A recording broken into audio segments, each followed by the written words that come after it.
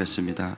하나님, 오늘 또한 영적인 아비와 또 영적인 어미로 가는 그 과정 가운데 우리가 있음을 보게 하여 주시고, 하나님, 우리가 그 자리에 머물러 있는 것이 아니라 하나님 안에서 또 성장하고 그것으로 인하여 우리 안에 하나님의 형상이 회복되고 또 많은 자들을 하나님께로 돌아오게 하는 귀한 삶이 될 수 있도록 축복하여 주시옵소서. 성령 하나님, 우리의 내면을 조명하여 주시고 우리가 볼 수 없던 것들을 보게 하셔서 하나님 앞에 또 그분 주님의 영광 앞에 더 설 수 있도록 인도하여 주시옵소서. 예수님의 이름으로 기도합니다. 오늘 영적 아비의 여정 두 번째 시간이고요. 죄사함과 의에 대해서 함께 나누려고 합니다. 우리가 지난주에 이제 영적인 성장은 오직 하나님을 아는 것으로만 일어난다라고 한 가지에 대해서 지난주에 1시간 내도록 이야기했습니다. 우리 에베소서 4장 13절 말씀을 한번 보겠습니다. 시작. 우리가 다 하나님의 아들을 믿는 것과 아는 일에 하나가 되어 온전한 사람을 이루어 그리스도의 장성한 분량이 충만한 데까지 이르리니. 우리가 다 하나님의 아들을 믿는 것과 아는 일에 하나가 되어 야만 이제 온전한 사람을 이루고 그리스도의 장성한 분량에까지 이른다라고 에베소서는 말씀하고 있습니다. 그래서 원수들이 항상 우리에게 이제 방해하는 게 뭐냐면 당연히 하나님의 아들을 믿는 것과 아는 것을 못하도록 합니다. 그래야 성장하지 못하니까. 그래서 신앙이 깊어지지 않는다라고 느껴지는 부분들에 있어서는 잘 들여다보시면 뭐 노력이 부족한 부분도 있을 수 있어요. 그러나 이제 그것보다는 사실은 하나님을 온전히 아는 부분에 있어서의 왜곡이 있거나 또 내가 멈추어져 있기 때문입니다. 히브리서 5장 12절부터 14절까지 말씀 한번 보실까요? 시작. 때가 오래되었으므로 너희가 마땅히 선생이 되었을 터인데 너희가 다시 하나님의 말씀의 초보에 대하여 누구에게서 가르침을 받아야 할 처지이니 단단한 음식은 못 먹고 젖이나 먹어야 할 자가 되었도다. 이는 젖을 먹는 자마다 어린아이니 의의 말씀을 경험하지 못한 자요 단단한 음식은 장성한 자의 것이니 그들은 지각을 사용함으로 연단을 받아 선악을 분별하는 자들이니라. 히브리서 말씀에 보니까 때가 오래되어도 여전히 어린아이와 같을 수 있다는 거죠. 그 말은 무슨 뜻입니까? 육신의 나이와 영적인 나이가 같이 가면 참 좋지만 꼭 그렇진 않다는 거예요. 제가 며칠 한 꽤 됐는데요. 몇 달 전에 저희 둘째 아들이랑 이렇게 대화하다가 서율이가 물어보더라고요. 아빠는 목사를 왜 하냐? 제가 이제 그래서 아이가 그런 심오한 질문을 하길래 뭐 어떻게 얘기를 해요? 뭐 주님이 부르셨어 이렇게 말하기도 그렇고 제가 이제 마음속에 정직한 대답으로 아빠는 이 목사로 사는 게 너무 즐겁다. 이제 그렇게 막 웃으면서 얘기했더니 갑자기 서율이가 정색을 하더니 저한테 혼내는 거예요. 아니 목사가 말씀을 똑바로 전해야지 그걸 재미로 하냐고 막 그러면서 저거 엄청 혼났습니다. 제가 그때 느꼈어요. 영적인 나이와 육적인 나이가 똑같이 가는 건 아니라는 거예요. 제가 그날 아주 주님의 말씀으로 받아서 이제 장난 안 치고 열심히 말씀을 전하려고 하는데 쉽지는 않습니다. 여러분 나이가 들고 물론 육적인 성숙과 함께 영적인 성숙의 보통은 다 같이 많이 갑니다. 그러나 히브리서 말씀은 우리에게 꼭 그렇지만은 않다는 거예요. 시간만 본다면 이미 선생이 되어서 다른 이들을 가르쳐야 될 수 있는 나이에 여전히 초보를 다시 배워야 하는 사람들이 있다는 거죠. 그리고 그런 분들의 특징은 뭐냐면 단단한 것은 먹지 못하고 젖을 먹어야 하는 상태라는 겁니다. 히브리서가 말하는 단단한 음식이라는 것은 분별력을 의미해요. 딱딱한 음식이 아니라 분별력. 어린아이들은요 다 소화가 되고 영양분 위주의 밥을 먹어야 되지만 어른이 되면 뭘 먹어도 스스로 소화해내서 몸의 영양분으로 사용하게 되죠. 영적으로 성장한 사람들은 말씀으로 자기를 온전히 비추고 세상을 분별할 수 있습니다. 다 분별해서 이야기해주지 않아도 세상에 돌아가는 흐름을 보고 또 자신의 존재를 향해서 하나님의 말씀을 보면서 자신을 돌아보게 되고 스스로를 분별하게 되는 거예요. 그렇다면 어린아이의 특징은 뭐냐? 선악을 말씀으로 분별하기 힘들다는 거죠. 그래서 신앙생활은 시간도 굉장히 중요합니다. 오랫동안 우리가 하나님 앞에 머물러 있고 또 신앙의 연수가 쌓여가는 것은 중요한데, 그것이 중요한 의미는 그 속에서 말씀을 깊이 이해하고 내가 분별해 왔는가, 성장의 과정을 거쳤는가, 이게 전제가 돼야만 그 시간들이 이제 내공으로 쌓이게 되는 겁니다. 그리고 그런 분별 속에서 진정한 성장이 일어나게 돼요.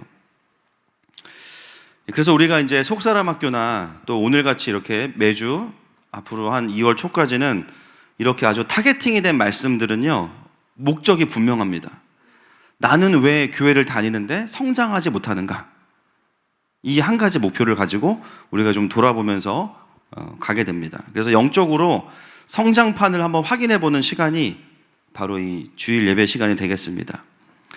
오늘 요한일서는 이 자녀됨의 특징을 두 가지를 이야기하는데요. 이번 주와 다음 주 나누어서 볼 겁니다.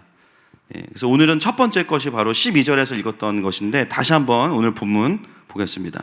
시작. 자녀들아, 내가 너희에게 쓰는 것은 너희 죄가 그의 이름으로 말미암아 사함을 받았으며. 12절에서 말하는 자녀의 특징은 예수의 이름으로 죄사함을 받았다라는 겁니다. 그것이 하나님의 자녀의 시작이고 또 자격이다라는 것이죠. 영적인 자녀로서 우리가 누려야 될 것들이 참 많습니다. 기도 응답도 있어야 되고 여러 가지 기쁨, 성령의 열매, 용납, 사랑 너무 많은데요. 그 중에 요한이 가장 먼저 이야기하는 게 뭐냐면 죄사함에 대한 이야기를 하고 있어요. 요한이 이것을 강조한 이유가 있겠죠. 왜냐하면 당시에는, 지난주에 제가 설명을 다 드렸지만, 영지주의자들의 영향이 복음 안에 많이 들어와 있었기 때문에 영지주의자들의 공격 속에서 신앙생활을 했습니다. 그러다 보니까 영지주의의 구원론은 그리스도를 믿음으로 구원받는 게 아니고 특별한 지식을 얻어야만 구원받을 수 있는 거예요. 특별한 영지, 그건 이제 그노시즘이라고 하는데, 특별한 지식을 소유해야만 하나님과 연합할 수 있다라고 가르칩니다. 잘못된 구원관이죠. 그리고 예수님은 어떤 존재냐? 그 지식을 전하기 위해 온 존재다, 이렇게 가르칩니다. 그래서 영지주의자들의 신앙생활은요, 영원한 그 지식을 추구하고 또 육체를 굉장히 죄악시 여기기 때문에 아주 극단적인 금욕주의나 극단적인 쾌락주의로 가요. 참 아이러니하게도. 그래서 복음을 모르는 사람들이, 영지주의자들이 신앙생활하는 모습을 보면 처음에는 도전받아요. 왜냐하면 그 열정이 대단합니다. 금식도 많이 하고 여러 가지로 우리가 말하는 종교적인 행위들 너무 많이 해요. 표면적으로 보면 그래서 정통 그리스도인들보다 죄와 싸우기 위해서 훨씬 더 많은 노력들을 하는 것처럼 보입니다. 그리고 그 당시에 그 교회를 포함한 그 초대교회를 사로잡고 있던 헬라 철학이 바로 이 영지주의와 연관된 플라톤의 철학이기 때문에 그러한 모습들이 세상 사람들이 보기에도 굉장히 합리적으로 보이는 거예요. 여러분, 어떤 부분에서 교회는 세상과 구별돼야 됩니다. 맞습니까? 사람들이 보기에 교회가 저렇게 합리적이지, 물론 그래야 되는 부분도 있어요. 그런데 어떤 부분은 꼭 같지 않을 수도 있어요. 진리의 부분은. 그래서 교회의 목적이 사실은 세상에 인정받는다기보다는 더 상위 포지션에서 하나님의 복음의 영광을 보여줘야 됩니다. 아멘이시죠? 우리의 목적은 세상에 칭찬받는 게 아니에요. 해주면 고맙지, 할렐루야. 그러나 진리를 수호하면서 안 그럴 수도 있어요. 우리의 생명은 사람들에게 칭찬받는 것이 아니라 진리에 있기 때문입니다. 그러나 그 당시에 영지주의 영향을 받은 이 신앙생활을 보면서 많은 세상 사람들도 그게 맞겠다라고 이야기하면서 그런 방식으로 신앙생활들을 많이 하게 됐던 것이죠. 여러분, 그런 영지주의자들의 모습 또는 영지주의에 영향을 받은 그리스도인들의 모습을 보면 사실은 열심히 있어 보이지만 그들은 거듭난 자녀들이 될 수는 없어요. 왜냐하면 그들이 알고 있는 복음은 성경의 복음과 다르기 때문입니다. 그들이 안다고 말하는 예수님은 성경에 말씀하시는 예수님과 다르기 때문이에요. 자신들의 노력으로, 그들의 목표는 자신들의 의로움으로 구원을 얻으려는 기본적인 성향을 내려놓을 수가 없는 겁니다. 여러분, 이런 모습이 누구와 비슷할까요? 네, 율법주의자들과 비슷한 거예요. 하나님께서 율법을 주신 의도를 이해하지 못하고 율법 자체로 구원을 얻으려는 율법주의자들의 그 열심과 영지주의자들의 그 열심이 굉장히 유사합니다. 그 두 가지 다 드러난 현상이죠. 본질은 뭐냐면 결국 사람들 안에 포기되지 않고 있는 자신의 의, 내가 의롭다 얻기 위해서 노력해서 뭔가를 만들어내고자 하는 그 의가 영지주의자들과 율법주의자들에게 동일한 거예요. 그래서 이거는 세계관의 문제도 맞지만 더 깊이 들어가 보면 여전히 해결되지 않은 사람 안의 죄성의 문제입니다. 그래서 사도 요한은 자녀의 자격으로서 가장 먼저 우리가 경험해야 되는 게 무엇이냐? 죄사함의 문제를 먼저 이야기하는 겁니다. 그 부분이 바로 이 자녀됨에서 청년으로 가는 과정에서 가장 중요하기 때문이에요. 그래서 오늘은 저희도 이 의의 문제를 좀 함께 다루려고 합니다. 그래서 오늘 설교의 제목이 죄사함과 의입니다. 먼저 좀 드리고 싶은 말씀은요, 이 우리 안에 있는 의의 문제는 다른 누구의 문제가 아니에요. 누구의 문제일까요? 네, 따라합시다. 나. 자, 그리고 우리. 그래서 자꾸 이제 말씀드리면 누구 떠올리지 마세요. 거기에는 거울을 갖다 놓으세요. 거울. 그래서 나구나, 그죠? 저를 포함해서 우리 모두의 문제입니다. 그리고 이 의와의 싸움의 문제는요, 개인 차도 있고요, 정도의 차이도 있어요. 또 자녀의 시기에 다 해결되냐? 그렇지 않습니다. 청년이 돼서도, 영적인 아비가 돼서도 이 싸움은 계속 있는데요, 한 번에 다 되지 않습니다. 그럼에도 불구하고 자녀의 시즌에 다루어져야 되는 정도가 있는 거예요. 그 기반이 옮겨지는 시간이 필요한데 하나님의 의로 그 과정에 대한 이야기를 하려는 것입니다. 그것이 되어질 때 이제 청년으로, 아비로 우리가 자라가게 되는 것이죠. 그래서 여러분, 중요한 건 뭐냐면 이걸 우리가 이제 의롭게 되었다, 칭의라고 하는데, 이미 이 칭의는 십자가에서 다 완성이 되었습니다. 아멘이시죠? 이미 법적으로 우리는 사실 의로운 사람들이에요. 하늘 법정에서는 끝난 문제입니다. 고린도후서 5장 17절 말씀 같이 볼까요? 시작. 그런즉 누구든지 그리스도 안에 있으면 새로운 피조물이라. 이전 것은 지나갔으니 보라 새 것이 되었도다. 이미 우리가 예수님 안에서 새로운 존재가 되었다, 이렇게 선포하고 있죠. 골로새서 3장 10절, 베드로후서 1장 3절 보겠습니다. 시작. 새 사람을 입었으니 이는 자기를 창조하신 이의 형상을 따라 지식에까지 새롭게 하심을 입은 자니라. 그의 신기한 능력으로 생명과 경건에 속한 모든 것을 우리에게 주셨으니 이는 자기의 영광과 덕으로서 우리를 부르신 이를 알므로 말미암음이라. 아멘. 이미 우리는 새 사람을 입었고 지식에까지 새롭게 하심을 입은 자입니다. 아멘이시죠?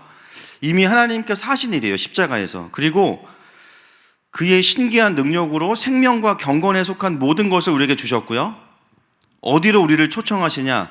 자기의 영광과 덕으로 우리를 초청하고 계세요. 자, 베드로서 1장 4절도 보겠습니다. 시작. 이로써 그 보배롭고 지극히 큰 약속을 우리에게 주사 이 약속으로 말미암아 너희가 정욕 때문에 세상에서 썩어질 것을 피하여 신성한 성품에 참여하는 자가 되게 하려 하셨느니라. 네, 이미 우리가 그분의 신성한 성품에 참여하는 자가 되게 하시겠다라고 하나님은 약속하고 계십니다. 저희가 오늘 또 다음 주 앞으로 계속해서 이런 우리의 존재를 들여다보는 메시지의 가장 중요한 전제는 이미 하나님께서 우리에게 약속하셨고 십자가를 통해서 이루셨음을 믿기 때문에 가능한 겁니다. 아멘이시죠? 그게 당장 된다 안 된다의 문제가 아니라 그걸 전제하기 때문에 이 복음을 적용하는 싸움을 할 수 있는 것입니다. 바로 이 과정이 어떤 과정이에요? 하나님의 나라가 나에게 임하는 과정이죠. 그래서 오늘 우리가 이 의의 문제를 다루기 위해서는 두 가지의 의를 관찰해야 되는데요. 첫 번째는 사람의 의는 무엇인지를 좀 깊이 파헤치고, 그리고 우리가 이제 기반을 바꿔야 되는데 우리가 기반을 바꿔야 되는 하나님의 의는 어떤 것이냐, 이걸 함께 보고 또 그것이 어떻게 전환이 되는지를 말씀으로 좀 나누려고 합니다. 먼저는 사람의 의에 대해서 좀 보려고 합니다. 사실 이 부분이 제가 설교 준비하면서 너무 힘들더라고요. 제가 많이 좀 초췌해지지 않았어요? 너무 힘든 것 같아요. 저는 직면이 너무 싫어요. 당면이 좋지 너무 힘든 것 같아요. 뭐 어쩔 수 없죠. 그러나 또 주님이 또 말씀하시니 또 저도 직면하고 같이 또 나눠야 되는데, 어쩌면 이제 굉장히 힘들고 괴로운 부분일 수 있습니다. 나를 본다라는 게. 그러나 이 사람의 의에 대한 부분이 무너지지 않으면 우리는 전진할 수 없어요.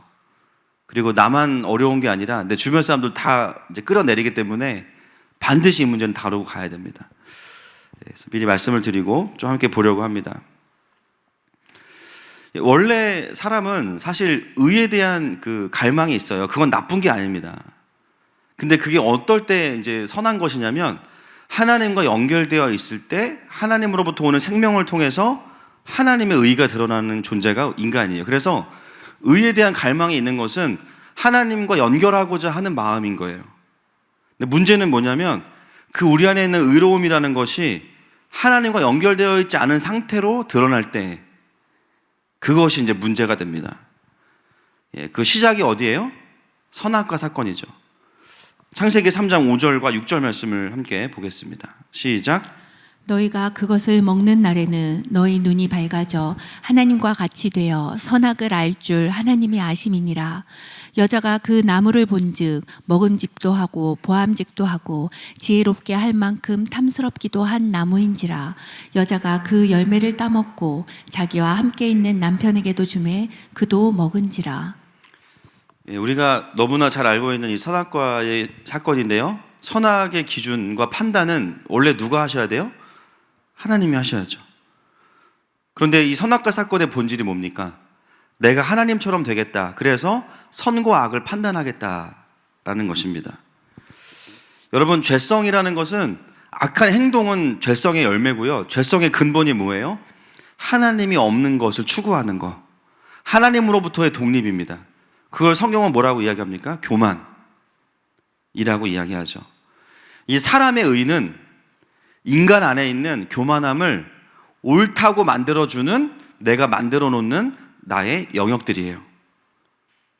내 안에 교만함을 정당화시키기 위한 나의 노력들입니다. 내가 옳아, 내가 맞아, 날 따라와. 근데 그 속에는 하나님이 계신 게 아니라 누가 있어요? 내가 있는 거예요. 그래서 교만과 인간의 의는 항상 뿌리와 열매의 관계입니다. 사람의 의는요, 겉으로 보기엔 매우 화려하고 아름다워 보이고 설득력이 있어 보입니다. 그러나 우리가 속으면 안 돼요. 왜냐하면 이것은 죄의 열매입니다. 여러분, 죄의 열매는 결국은 뭐죠? 사망이죠. 두 가지. 나를 죽이든지 남을 죽이든지. 사람의 의는 옳아 보이고 맞는 것처럼 보이는데요, 결론적으로 자기도 죽이고 남도 죽여요. 그래서 로마서 2장은 하나님을 마음에 두기 싫어하는 사람의 그 죄된 본성과 의의 현상들을 우리에게 정확하게 보여주고 있습니다. 말씀으로 좀 확인하겠습니다. 2장 1절 말씀, 로마서 시작. 그러므로 남을 판단하는 사람아, 누구를 막론하고 내게 핑계하지 못할 것은 남을 판단하는 것으로 내가 너를 정죄함이니 판단하는 내가 같은 일을 행함이니라. 자기 중심성, 그러니까 하나님께 완전히 드려지지 않은 자기 중심성과 자기 의에 기반한 삶은 어떤 삶이냐? 남을 판단하면서도 자기도 그렇게 행동하고 있어요. 자기도 똑같이 그 죄를 범하거나 똑같은 상태인데요, 어떨 땐 더해. 근데 문제는 뭐냐면 자기가 그러고 있는 거는 몰라요. 이런 것을 중국의 장자가 네 글자로 뭐라 그랬냐면 내로남불이라고 했습니다. 그죠? 내가 하면 로맨스, 남이 하면 불륜. 여러분, 사람이 내로남불이 가능한 이유는 사람의 의라는 건 자체는요, 칼이라는 뜻이 칼. 이 사람의 의는요, 자기는 방어하고 다른 사람들은 공격하는 쪽으로 쓰이기 때문에 그게 이제 죄의 본능이거든요. 그 의로움의 기준을 자기에게는 되지 않아요. 그리고 자기에게 그 기준을 대지 않기 때문에 자기가 그러고 있다는 거를 몰라요. 그래서 우리가 보면은, 야, 저 사람 진짜 내로남불이네. 부끄러운 줄도 모르네. 진짜 몰라요. 진짜 모르는 거예요. 그러니까 정말 자기가 그러고 있다는 걸 알면은 그렇게 행동할 수 없는데 그 기준을 자기에게 가져오지 않기 때문에, 인지가 안 되기 때문에 모르는 거예요. 그리고 그 의의 기준을 다 사람들에게 적용하고 세상에만 적용하니까 세상을 향해서 너무나 완벽하게 칼을 다 들이댑니다. 다 맞는 말 같아요. 그러나 자신의 불의함은 보지 않습니다. 자, 로마서 2장 2절과 3절 말씀 보겠습니다. 시작. 이런 일을 행하는 자에게 하나님의 심판이 진리대로 되는 줄 우리가 아노라. 이런 일을 행하는 자를 판단하고도 같은 일을 행하는 사람아, 내가 하나님의 심판을 피할 줄로 생각하느냐. 네, 그러한 자기의 의에 기반한 삶을 향해서 하나님은 말씀하시죠. 그 심판을 너도 피할 수 없다. 왜냐하면 너도 판단하는 대로 똑같이 행동하고 있잖아. 그럼 그 잣대로 너도 한번 판단을 받아야지. 그리고 그러한 자들을 향한 하나님의 진노의 이유는 4절에 더 분명하게 있습니다. 같이 보겠습니다. 시작. 혹 내가 하나님의 인자하심이 너를 인도하여 회개하게 하심을 알지 못하여 그의 인자하심과 용납하심과 길이 참으심이 풍성함을 멸시하느냐. 예, 그러한 사람들의 가장 큰 죄는 뭐냐면요, 참 의외죠. 그런 나를 기다려주시고 용납하시고 회개하게 하시는 하나님의 풍성한 사랑을 멸시한 죄. 이게 또 죄라는 거예요. 너도 똑같이 그 죄를 짓고 있는데 내가 너 지금 심판하고 있지 않지. 그게 뭐야? 너를 기다려주는 거야. 너를 용납하고 있는 거야. 회개할 기회를 주는 거야. 근데 너는 왜 그 내 사랑을 멸시하니? 그게 죄라는 거예요. 자, 5절과 6절 말씀 보겠습니다. 로마서 시작. 다만 내 고집과 회개하지 아니한 마음을 따라 진노의 날 곧 하나님의 의로우신 심판이 나타나는 그날에 임할 진노를 내게 쌓는도다. 하나님께서 각 사람에게 그 행한 대로 보응하시되. 자, 여러분 보세요. 그것이 결국 진노를 쌓는 삶이고요. 6절에 하나님께서 각 사람에게 보응하시되 행한 대로 보응하신대요. 그 행함이 뭡니까? 우리가 얼마나 바른 소리를 많이 했냐가 아니라 실제로 우리의 삶을 가지고 하나님은 판단하신다는 거예요. 많은 사람들이 저를 포함해서 우리가 착각하는 게 뭐냐면 옳은 말을 많이 하면 내가 옳은 줄 알아요. 물론 틀린 말 하는 것보단 잘하신 겁니다. 그러나 하나님의 기준은 옳은 말을 많이 했냐가 아니라 너의 삶이 어떠냐, 너의 중심과 너의 삶의 내용을 한번 보고 내가 판단하겠다. 하나님 이렇게 말씀하세요. 자, 7절과 8절에 또 자기의 의에 기반한 자들의 삶이 나와 있습니다. 같이 보겠습니다. 시작. 참고 선을 행하여 영광과 존귀와 썩지 아니함을 구하는 자에게는 영생으로 하시고 오직 당을 지어 진리를 따르지 아니하고 불의를 따르는 자에게는 진노와 분노로 하시리라. 예, 자기의 의, 하나님 없이 자기의 의로 살아가는 사람들의 특징은 당을 지어서 진리를 따르지 아니하고 불의를 따르는 자들입니다. 여러분, 당 짓는 게 무엇이죠? 무슨 정당을 만드는 겁니까? 그 당이 아니겠죠. 이 당은 뭐예요? 하나님의 어떤 영광과 은혜와 상관없이 판단과 비난을 중심으로 만들어지는 그룹을 당이라고 하는 겁니다. 여러분, 교회 안에서 갑자기 지금 어떤 분들이 어머, 내가 당 짓는 거 아니야? 그럴 수도 있고 아닐 수도 있어요. 이거는 교회 안에서 내가 좀 친한 사람들이랑 밥 좀 자주 먹고 그런 문제는 아니에요. 이 당지음의 본질은 뭐냐면 그 모임 자체가 판단과 비난을 중심으로 모여지는 모임이라면 그 모임은 뭐 목사가 있고 목사 할아버지가 있다고 하더라도 그리스도에게 속한 모임이 아니라는 거예요. 그 모임은 하나님의 의를 기반으로 한 모임이 아니라 사람의 의에 기반한 모임이라는 거예요. 여러분, 그런 모임을 빨리 파하셔야 됩니다. 여러분의 영혼을 갉아먹어요. 예. 물론 때로는 우리가 누군가에 대해서 어려운 마음이 들 수도 있죠. 그러나 뒷담화를 하는 모임을 만드시면 절대 안 됩니다. 그건 하나님의 뜻과 어긋나요. 그 모임에는 생명이 없습니다. 자, 로마서 2장 9절 말씀도 같이 보겠습니다. 시작. 악을 행하는 각 사람의 영에는 환난과 곤고가 있으리니 먼저는 유대인에게요 그리고 헬라인에게. 자, 여러분, 이게 진짜 무서운 거예요. 남을 판단하고 자기는 그 기준으로 살지 않는 사람들을 향해서, 그리고 당을 짓는 사람들을 향해서 어떤 하나님의 그 징계가 있냐면요, 악을 행하는 각 사람의 영에 환난과 곤고가 있대요. 여러분, 이게 진짜 무서운 겁니다. 그 영에 환난과 곤고가 있대요. 영이 메마르고 영에 근심이 온다는 거예요. 늘 옳은 말 하는 것 같고, 늘 개혁적인 말 하는 것 같고, 전혀 틀리지 않은 것 같은데 그 사람이요, 늘 분노에 차 있고 화가 나 있고 언제든 싸울 준비가 되어 있다. 어떻게 됩니까? 그의 영에 평안함이 없어요. 그 사람의 영이 메말라 갈 수밖에 없어요. 다른 징계를 다 떠나서 하나님이 그 존재 안에 그 마음에 쓴 열매들로 인해서 환난과 곤고가 그 영에 있다라는 거예요. 자신 안에 자기의 의가 가득하기 때문에. 그러니까 어떻게 돼요? 늘 옳은 얘기 하는데요, 영적으로 계속 메말라가는 게 그냥 보이는 거예요. 여러분, 사람의 영이 망가지면 혼도 망가지고 육도 망가집니다. 맞습니까? 아유, 뭐 영만 어려보면 뭐 어쩔 수 없지, 뭐 그냥 몸이라도 건강해야지, 그런 게 아니에요. 근본적으로 우리의 컨트롤 타워가 영 안에 있기 때문에 영이 무너진 사람들은 모든 게 다 무너집니다. 정상적인 생활이 안 돼요.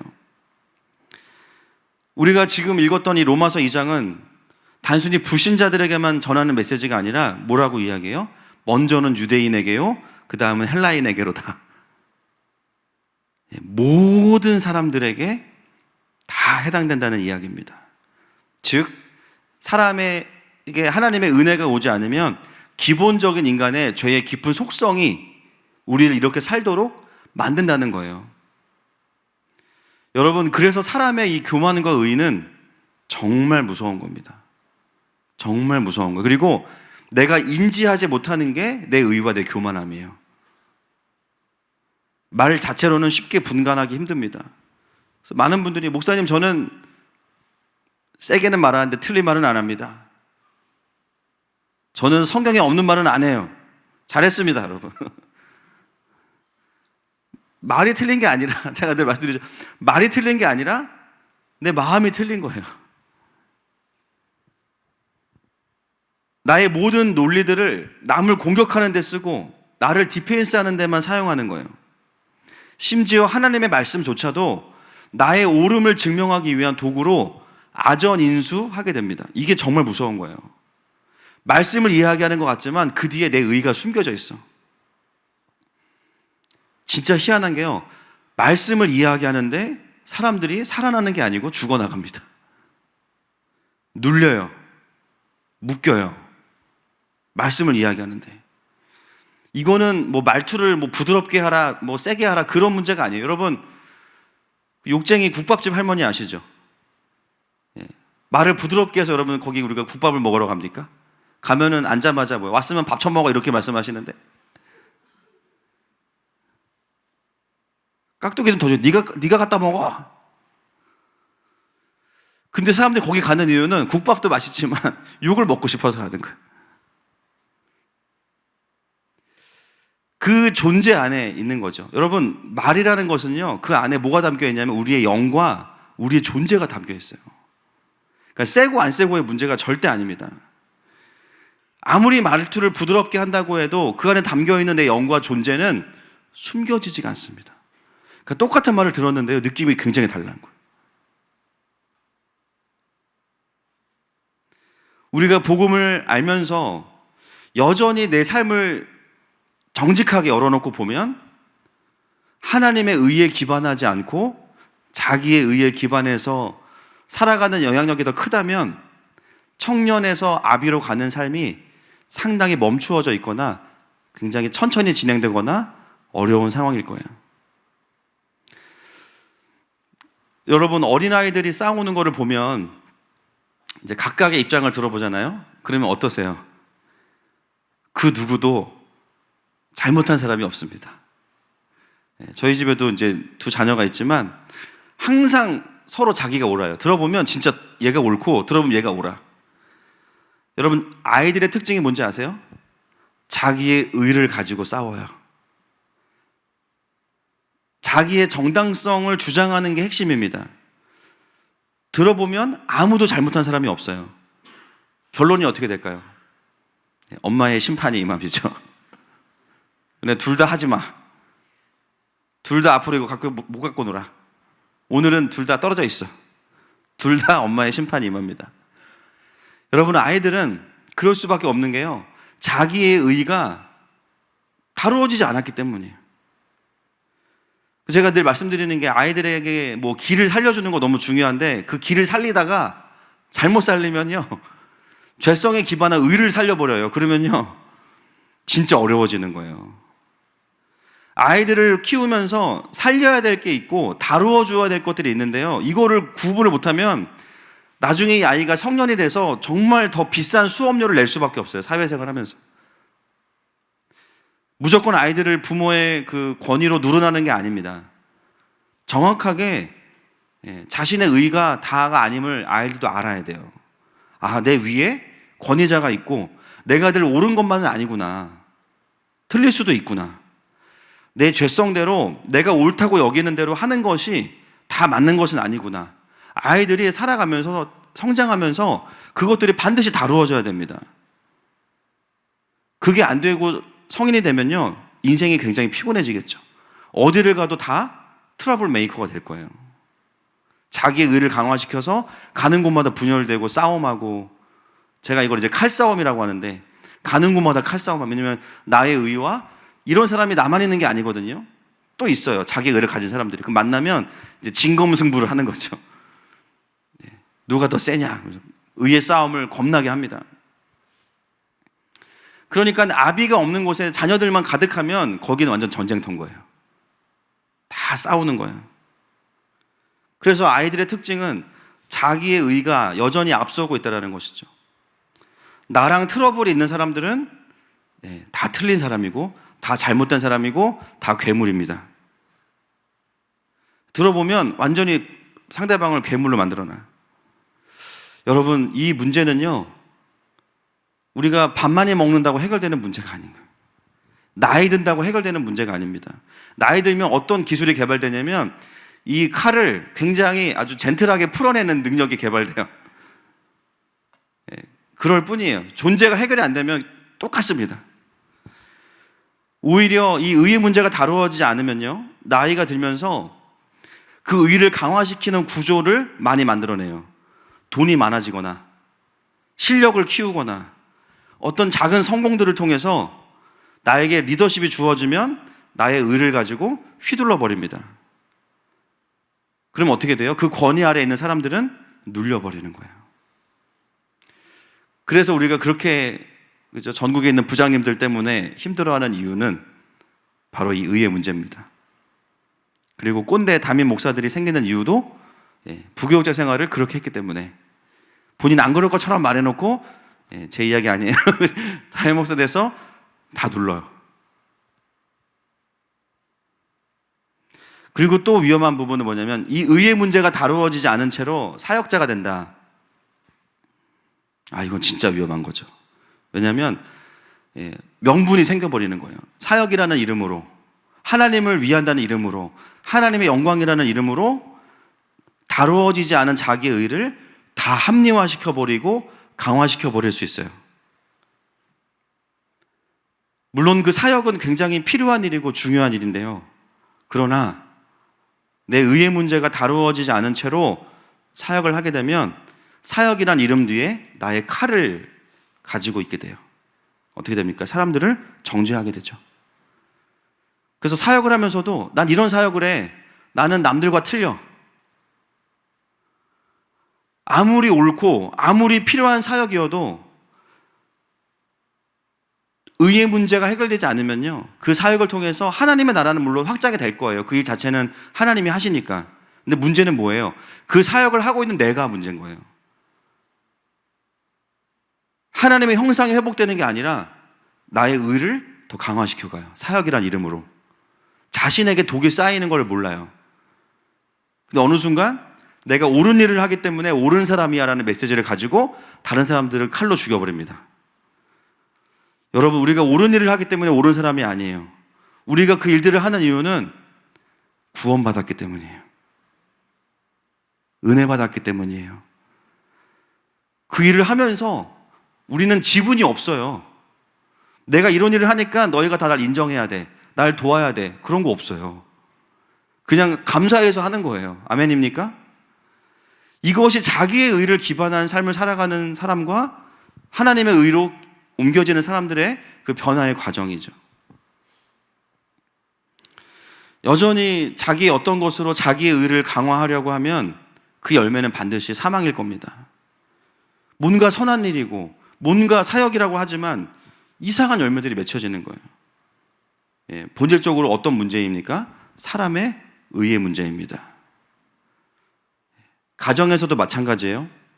나이는 장성했고 부모가 됐어요. 육신의 자녀가 있어요. 그런데 어떤 경우에는요, 부모임에도 불구하고 자녀들과 칼싸움을 하는 부모들이 있어요. 자기의 의가 해결이 안 된 거예요. 자녀들과 권위로 이해하게 될 부분들이 티키타카가 돼요. 이럴 수도 있고 저럴 수도 있는 거 아니냐. 그래서 보면 혼내고 훈육하는 게 아니라 아이들과 싸우고 있어요. 자기 의의 문제가 여전한 거예요. 여러분, 자기의 의가 강할수록 특징이 있습니다. 본인이 옳아야 자기를 내세울 수 있기 때문에 그것이 무너지는 것을 참지를 못해요. 그래서 어떻게 되냐면요, 고집이 세져요. 하나님의 의는 어떻습니까? 하나님의 의는 진리로 가는데 진리는 우리를 자유케 합니다. 똑같이 뭔가에 대해서 확신과 확고함이 있지만 이게 진리냐 고집이냐를 보려면 결국 그 열매들을 봐야 돼요. 자유함으로 가서 하나님의 영광으로 가는가, 고집으로 가서 내가 옳으니까 너가 틀렸어, 굴복해, 이걸로 가는가. 완전히 다른 열매로 가게 되죠. 사람의 의는 고집과 강팍함으로 가게 됩니다. 어느 순간 귀를 닫아버려요. 사람들한테 내가 옳아, 힘을 꽉 쥐고 있어요. 그래서 우리의 의의 문제가 해결이 안 되면요, 하나님의 인도하심을 받아가면서도 부드럽지가 않아요. 자꾸 뭔가 걸리는 느낌이 있어요. 내가 늘 옳기 때문에 다른 사람의 사과와 용서를 구하는 거는 너무 자주 해. 너 이런 거 잘못했어, 나한테 용서를 구해. 그런데 정작 나는 누구에게도 용서를 구해본 적이 별로 없어.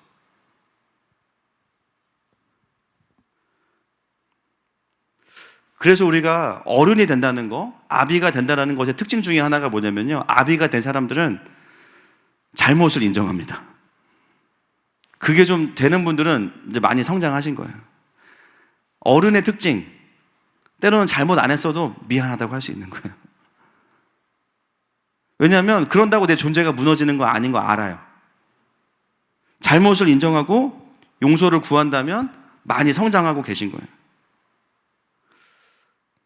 그래서 우리가 이 의의 문제가 많이 안 다루어진 채로 어떤 일들을 행하게 될 때 그 일이 아무리 좋은 일이고 거룩한 일이어도요, 그 과정에서 원하지 않는 출혈들이 생기게 되는 거죠.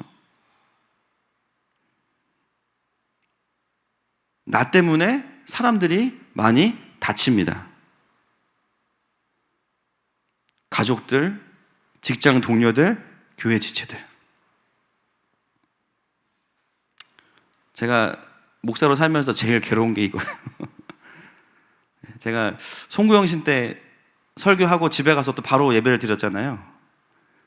제 설교를 끝까지 듣는 게 참 쉽진 않더라고요.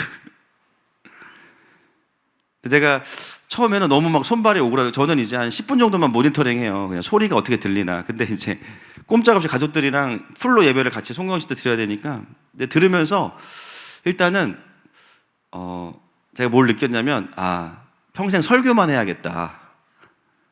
그 외에는 입을 꼬매야겠다는 생각이 들었어요. 설교하는 차성목은 너무 마음에 들어요. 근데 당장 예배 끝나고 10분도 안 된 집에 와서 있는 저의 모습은 너무 또 이상해. 그런 저를 보면서 너무 참 저의 이 존재의 갭이 너무 크구나. 솔직하게 얘기하는 거예요, 제가. 참 하나님을 너무 사랑하고 또 하나님이 주신 사명이 너무 귀하고 이거를 잘 정말 이루어가고 싶은데 다른 게 문제, 누가 안 도와주고 이런 게 문제가 아니에요. 그냥 내가 문제예요, 내가. 어떻게 하면 이걸 좀 더 내 의가 들어가지 않으면서 정말 하나님의 의만 딱 공명시킬 수 있을까? 항상 그 고민인 거죠. 늘 후회되는 부분도 그 부분. 하나님께서 쓰시는 이 의는, 하나님의 의와 칼은 수술 부위만 딱 절개를 하는데요. 때로는 우리의 의의 문제가 다루어져 있지 않으면 하나님이 쓰시는 칼로 사용되는 우리가요, 너무 울퉁불퉁한 칼인 거예요. 수술 부위만 절개하는 게 아니라 수술 부위까지 들어가면서 건강한 장기들을 다 건드려. 수술은 했지만 더 큰 출혈과 상처들을 많이 갖게 돼. 기도 제목은 하나님의 의의 병기인데 존재는 흉기야. 이게 참 고민인 거예요. 뭐 목사를 오래 했다고 되는 게 아니라, 교회를 오래 다녔다고 되는 게 아니라, 사실은 이 의의 문제가 다루어지지 않으면 전진이 없습니다. 또 어떤 분들은 제가 이제 의에 대한 메시지를 전하면 이제 그렇게 물어보시는 분들이 계세요. 목사님, 저는 오늘 말씀을 들어보니까 의가 없는 것 같아요. 왜요? 저는 평생 눌려만 살았어요. 의가 너무 강한 아버지, 자기의 건강한 의가 아니라, 또 결혼을 했는데도 배우자가 또 너무 나를 눌러. 저는 그래서 의의 문제가 없는 것 같아요. 여러분, 내가 누군가의 의에 눌렸다는 것 자체가 무엇을 의미할까요? 나 역시도 그 의의 기준으로 살고 있다는 거예요. 정말 그 기준으로 살고 있지 않으면 누르든 말든 신경 안 씁니다. 근데요, 나도 그 의의 기준으로 살고 있기 때문에 내 의가 저 사람의 의보다 약하면 그냥 눌리고 묶이는 거예요. 마치 우월감과 열등감이 동전의 양면인 것처럼 의가 강한 자들에게 눌리고 묶인 것도 결국은 잠재적으로 내 의가 세워지면 내가 너를 눌러버릴 거야. 이 포텐 에너지를 가지고 있는 겁니다. 내가 지금은 힘이 없고, 내가 지금은 자격이 없고, 내가 지금은 실력이 없지만, 내가 지금은 돈이 없지만, 내가 그 생기면 내가 너 대등하게 한번 겨뤄보리라. 낭중지추죠. 무서운 겁니다. 자신의 의의 문제가 다루어진 사람들은 오히려 사람의 의를 가지고 나오는 사람들을 보면서 그냥 좀 한 발자국 물러서서 보게 됩니다. 시간이 걸리겠구나. 어렵겠구나. 기준이 다르기 때문에 영향을 받지 않아요. 그렇기 때문에 내가 나의 의로 다른 사람을 누르든 눌리든 모두가 다 자기 의의 문제가 다루어질 필요가 있어요.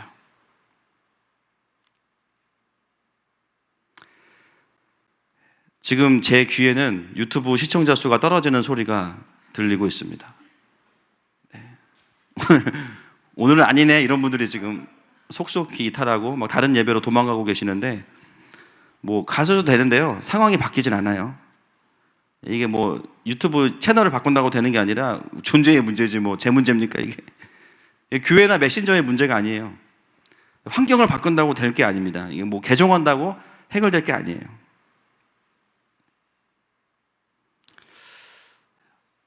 어떻게 보면 좀 잔인할 수 있을 만큼 좀 우리의 그 의에 대한 모습들을 좀 직면하는 게 필요해요. 네.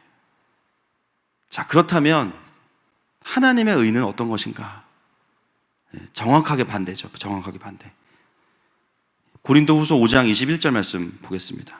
시작. 하나님이 죄를 알지도 못하신 이를 우리를 대신하여 죄로 삼으신 것은 우리로 하여금 그 안에서 하나님의 의가 되게 하려 하심이니라. 하나님의 의는 처음부터 사람의 의와 반대입니다. 사람의 의는요, 나는 보호하고 나는 옳고 너희들은 틀려 이거지만, 하나님의 의는 우리를 살리시기 위해서, 자격 없는 우리를 살리시기 위해서 자기를 죽이신 것, 이것이 하나님의 의입니다. 심지어 죄가 없으신 독생자 예수님을 이렇게 죄를 다 전가시켜서 십자가에서 죽이셨어요. 그리고 그 의를 우리가 믿기만 하면 우리에게 그냥 주시는 것, 그것이 하나님의 의예요. 로마서 3장 22절 말씀 보겠습니다. 시작. 곧 예수 그리스도를 믿음으로 말미암아 모든 믿는 자에게 미치는 하나님의 의니 차별이 없느니라. 하나님의 의는 모든 자들에게 주시는 하나님의 구원인데요, 차별이 없습니다. 이게 무슨 뜻이죠? 내가 보기에는 내가 저 사람보다 나은 것 같아. 하나님 보시기에는 그놈이 그놈인 거예요. 그렇죠? 우리 이효리 선지자의 말처럼 그놈이 그놈이다. 하나님 보시기에는 그냥 다 똑같아요. 누가 더 낫다고 주장할 수 없어요. 그냥 다 전적으로 타락했고 다 구원받아야 되는 하나님의 백성들일 뿐입니다. 로마서 1장 17절 말씀 보겠습니다. 시작. 복음에는 하나님의 의가 나타나서 믿음으로 믿음에 이르게 하나니 기록된 바 오직 의인은 믿음으로 말미암아 살리라 함과 같으니라. 아멘. 여러분, 하나님의 의는 우리를 정죄해서 수치를 당하게 하거나 그냥 무조건 굴복시키는 것이 아니에요. 어떻게 하십니까? 하나님의 의는 우리의 죄를 드러내는 게 목표가 아니라 죄인임을 알게 하셔서 그 다음이 중요한 거예요. 예수님께로 오게 합니다. 믿음으로 믿음에 이르게 해요. 너 이렇게 죄인인데 그래서 내가 내 아들을 보냈고 이 아들을 믿어야 네가 사는 거야.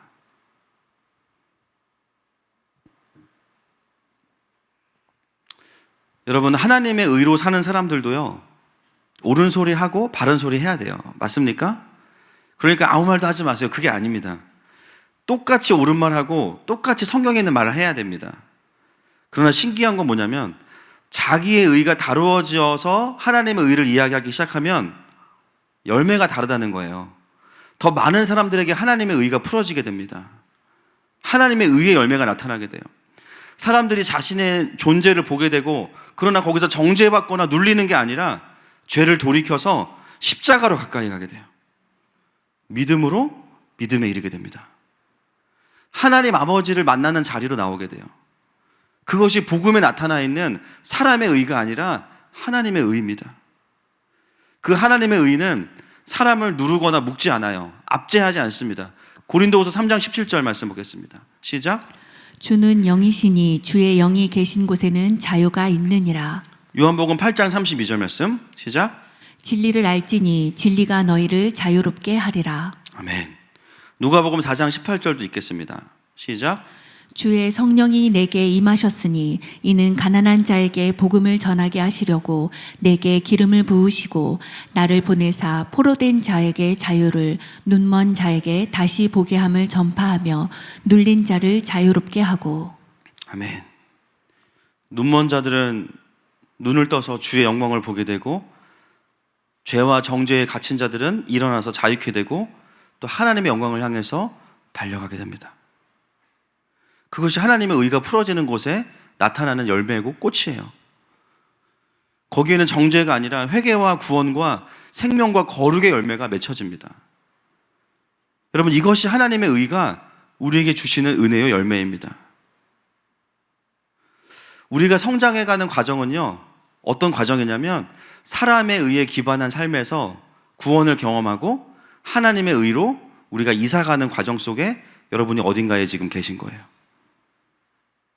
어떤 분들은 복음을 그냥 듣기만 해서 천국 가는 건 확실한데 존재를 향해서 이런 말씀을 풀어내 본 적이 없기 때문에 여전히 교회는 다니지만 자기 의가 강력한 기반 위에 살아가는 분들도 죄송하지만 계십니다. 어떤 분들은 복음이 풀어지기 시작하면서 이게 아니구나, 조금씩 어디로 가요? 하나님의 의를 향해서 삶의 기반을, 짐을 옮기기 시작한 분들이 또 계신 거예요. 그러면 어떻게 하면 우리가 그것을 전환하는 삶을 살아갈 수 있는가? 로마서 10장 1절부터 3절 보겠습니다. 시작. 형제들아, 내 마음에 원하는 바와 하나님께 구하는 바는 이스라엘을 위함이니 곧 그들로 구원을 받게 함이라. 내가 증언하노니 그들이 하나님께 열심히 있으나 올바른 지식을 따르는 것이 아니라 하나님의 의를 모르고 자기의 의를 세우려고 힘써 하나님의 의에 복종하지 아니하였느니라. 3절까지만 보겠습니다. 하나님의 의에 복종해야 되는데요. 그 원인은 뭐냐면 하나님의 의를 충분히 모르기 때문이라는 거예요. 나의 의를 죽이는 방법, 뭐 극기 훈련한다, 아무도 안 만난다, 뭐 카톡을 다 탈퇴한다, 차단하고 방해만 있는다. 그 문제가 아니라니까요. 내 안에 그게 있는데 뭘 다 차단한다고 됩니까? 방법은 뭐냐면 하나님의 의를 풍성히 알아가는 방법밖에 없어요. 그래서 그 하나님의 의 앞에서 점점 내가 완전히 저절로 복종되어지는 경험들을 자주 하셔야 됩니다. 내 안에 하나님의 의가 풍성히 선포되고 있지 않기 때문에 자꾸 내 의가 치고 올라오는 거예요. 그 청교도 신학자 중에 존 오웬이라는 분이 있습니다. 여러분 그 존 오웬 책은 꼭 보시면 좋겠어요. 죄 죽이기라는 책인데 존 오웬이 뭐라 그랬냐면 육신의 죄성을 내버려두면 후패한다라는 단어를 썼는데요. 뭐 성경에도 있지만 저는 그 말이 너무 공감이 돼요. 육신의 죄성을 내버려두면 후패한다. 여러분 운동하면서도 항상 몸에 있는 습관이 있기 때문에 운동을 하고 나면 그 유지가 되다가 어느 순간 보면 제가 편한 자세로 돌아와 있더라고요. 노래할 때도 마찬가지고. 이건 반드시 하나님 앞에서의 영적인 훈련이 필요한데요. 하나님의 의가 선포되는 구조로 내 삶을 잘 세팅해 놓지 않으면 어느 순간 내 의가 올라와서 내 영의 환난과 곤고가 와요. 왜냐면 그 자체가 교만이니까. 너 하나님한테 뭐 잘못한 거 없는데요? 아닐 거예요. 교만 자체가 하나님을 마음에 두기 싫어하는 거기 때문에 하나님을 마음에 두기 싫어하는 채로 했던 말 한마디가 나는 인지하지 못할 뿐이에요. 내 안에 임재를 사그라들게 만듭니다. 사람들과 관계 맺는 패턴, 내가 반응하는 패턴, 뭔가를 선택하는 패턴, 잘 들여다보면 거기에 뭐가 있어요? 하나님의 의가 아니라 내 의로 반응했던 그 자동적인 시스템들이 있단 말이에요. 그걸 내버려두면 후패하는 겁니다. 그래서 로마서는 이렇게 이야기합니다. 7장 22절부터 24절까지 같이 보겠습니다. 시작. 그러므로 내가 한 법을 깨달았노니 곧 선을 행하기 원하는 나에게 악이 함께 있는 것이로다. 내 속사람으로는 하나님의 법을 즐거워하되 내 지체 속에서 한 다른 법이 내 마음의 법과 싸워 내 지체 속에 있는 죄의 법으로 나를 사로잡는 것을 보는도다. 오호라, 나는 곤고한 사람이로다. 이 사망의 몸에서 누가 나를 건져내랴. 여러분 딱 이게 지금 우리의 심정 아닙니까? 이게 지금 이 탄식이 지금 우리 가운데 막 저는 막 다 들려요. 지금 막 시청자 수는 이미 없는 것 같고, 네. 우리 차한팀 몇 명만 오늘 은혜 받을 것 같은데 이 탄식이 있어요. 그래서 바울도 뭐라 그래요? 남들을 우리가 구원하고 내가 버림받을까 봐 두렵다고. 자기 안의 죄성을 계속 보는 거죠. 그러면 내가 어떻게 그분의 의 앞에 복종되어질 수 있을까? 요한은 이미 요한에서 1장에서 정확한 이야기를 하고 있습니다. 1장 8절과 9절 말씀 보겠습니다. 시작. 만일 우리가 죄가 없다고 말하면 스스로 속이고 또 진리가 우리 속에 있지 아니할 것이요.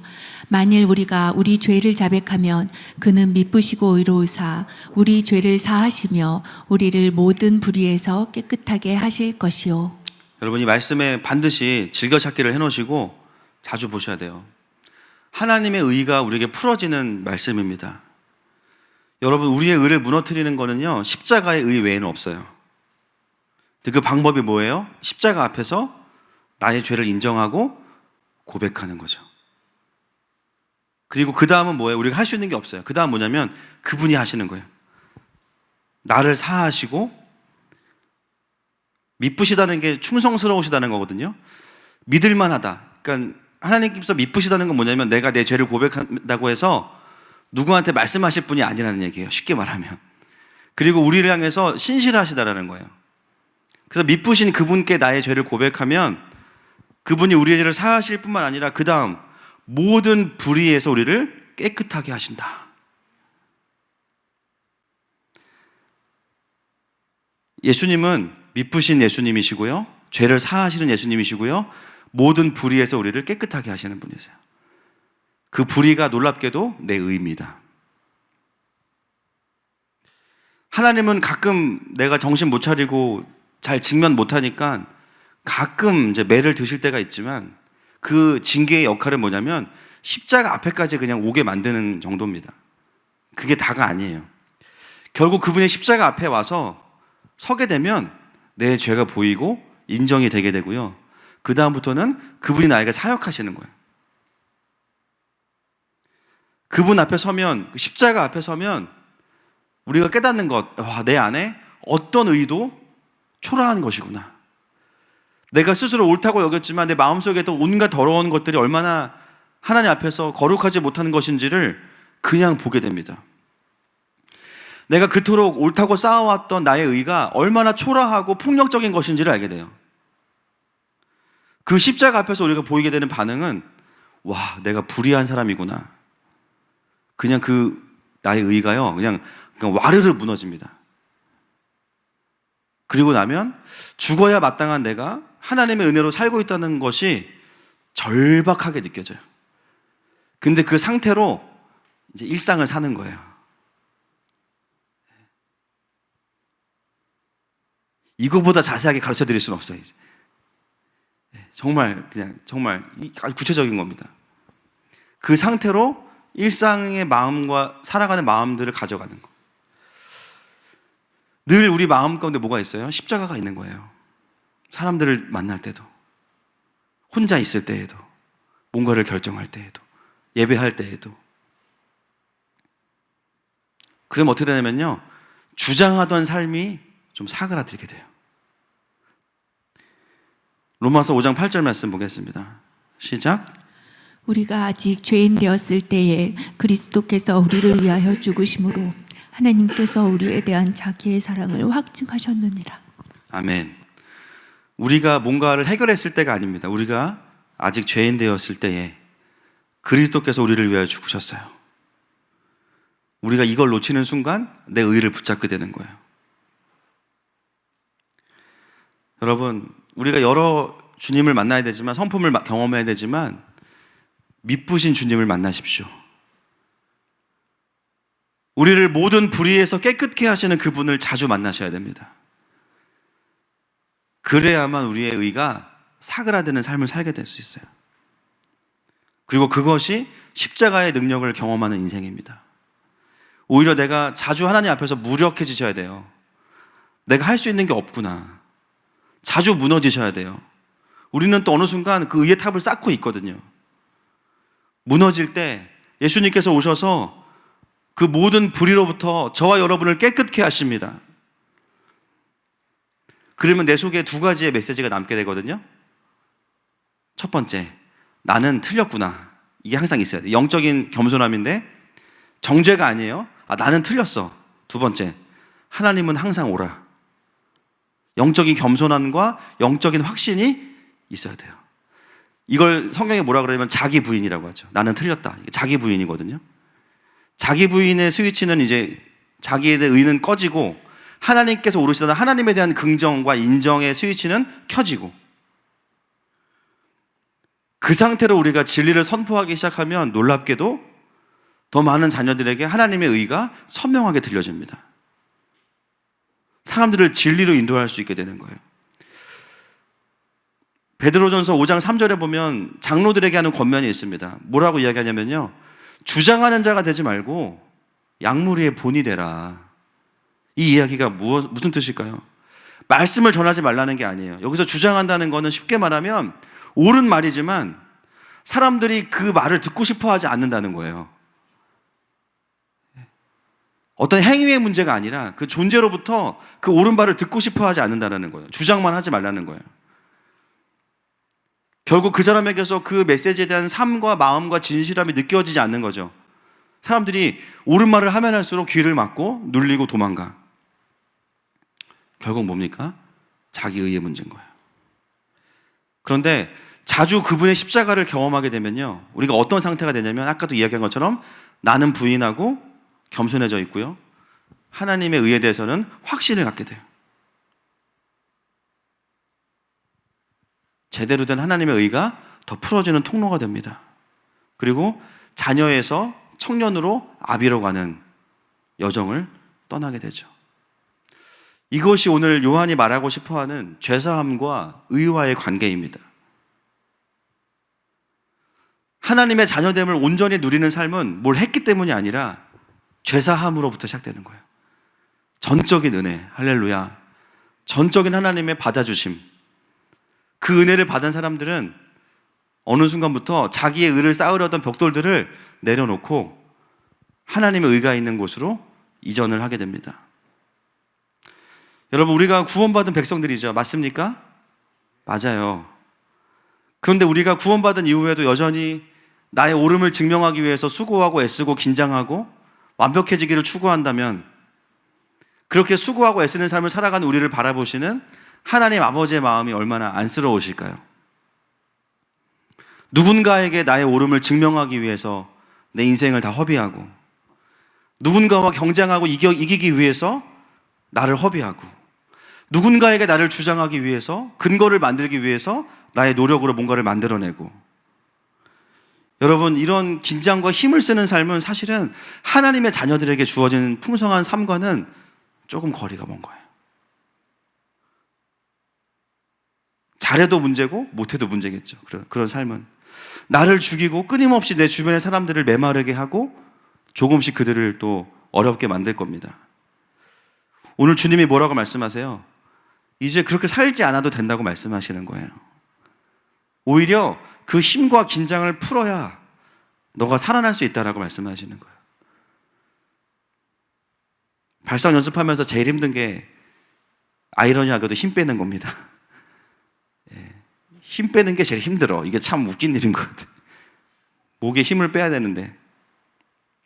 근데 어느 순간 힘이 빠지고 제대로 된 근육을 쓰면 이전에 보다 훨씬 더 편안하고 건강한 공명을 할 수 있게 되는 걸 보게 돼요. 여러분, 우리가 사역하면 주님이 일하세요. 맞습니까? 근데요, 내 의가 있잖아요. 그 목에 힘이 들어간 채로 노래하는 거랑 똑같은 거예요.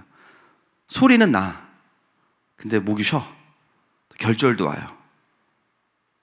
소리는 나지만 하나님의 의가 울려 퍼지긴 하지만, 물론 그런 상황에서 우리를 통해서 주님은 누군가를 또 돌이키실 수 있어요. 그러나 중요한 건 뭐냐면 우리가 많이 상해했다는 것이죠. 내 의가 빠질수록 하나님의 의는 더 맑게 공명이 될 것입니다. 다음 주에는 청년으로 가는 두 번째인데요, 자녀들은 아버지를 알게 된다를 가지고 두 번째 이야기를 하겠습니다. 다음 주에는 정체성 그리고 권위에 대한 문제를 좀 다루도록 하겠습니다. 말씀을 좀 정리하려고 합니다. 여러분, 오늘 함께 우리가 이제 말씀을 나누면서 참 보게 되는 것은 뭐냐면, 모두가 예외 없이 이 의의 문제로 하나님 앞에 우리가 씨름하고 있다는 거예요. 상대적으로 자기의 의가 여전히 강해서 또 살아오신 분들도 계실 겁니다. 그 마음이 얼마나 힘들겠어요. 늘 두렵고 긴장되고 나는 실수하면 안 되는 거예요. 그 마음이 얼마나 눌려 있겠습니까? 주님 오늘 우리를 혼내시는 게 아닙니다. 그 나의 의를 기반한 삶을 내려놓고 자유함이 있는 자녀의 자리로 오라고 말씀하시는 거예요. 여러분, 내가 내 삶에 벽돌을 쌓지 않아도 하나님이 우리의 삶을 세워가고 계십니다. 그러므로 십자가는 우리가 전해야 하는 복음이지만 먼저는 내가 경험해야 되는 생명입니다. 가정에서 자녀들의 문제, 배우자와의 관계의 문제, 공동체에서의 문제, 다른 연약한 사람들 때문인 것 같지만 여러분 잘 돌아보세요. 여전히 내 의가 살아있기 때문이에요. 우리는 모두 틀렸습니다. 그러나 하나님은 언제나 옳으십니다. 이 시간 그 은혜의 자리로 우리를 부르시는 주님의 그 십자가의 사랑 앞에 함께 좀 나아갔으면 좋겠어요.